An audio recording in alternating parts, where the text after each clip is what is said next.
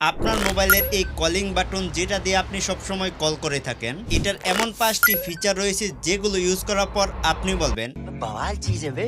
First just ডায়ালারটি open করে এখান থেকে 3 লাইনে ক্লিক করে সেটিং এ চলে আসবেন। এখানে একটি অপশন দেখতে পারবেন ইনকামিং কল জেস্টার, এটাতেই ক্লিক করে দিবেন। এখন যদি আপনি এখান থেকে ওয়ান ট্যাপ সিলেক্ট করে রাখেন তাহলে আপনার মোবাইলে কল আসলে এইরকম স্ক্রিন শো হবে। আর আপনি যদি হরিজন্টাল সোয়াইপ সিলেক্ট করে রাখেন তাহলে আপনার মোবাইলে কল আসলে এইরকম স্ক্রিন দেখাবে। সেকেন্ড, সেটিং থেকে কলার আইডি অ্যানাউন্সমেন্ট এটাতে ক্লিক করে দিবেন। এখন এটা ওপেন করে অলওয়েজে সেট করে দিবেন। এখন আপনার মোবাইলে কে কল করেছে সেটা আপনার মোবাইল বলে দিবে ঠিক এইভাবে। থার্ড, উপর থেকে কলার আইডি এন্ড স্প্যাম এই অপশনে ক্লিক করে দিবেন আর এই দুইটি অপশন অন করে দিবেন। এখন আপনার মোবাইলে আর কখনো স্প্যাম কল এন্ড মেসেজ আসতে পারবে না। ফোর্থ, এখান থেকে কলিং কার্ড অপশনে ক্লিক করে দিবেন। তারপর এড অপশনে ক্লিক করে এখান থেকে যে কোনো একটি নাম্বার সিলেক্ট করে এখান থেকে আপনি গ্যালারি থেকে ফটো সেভ করতে পারবেন।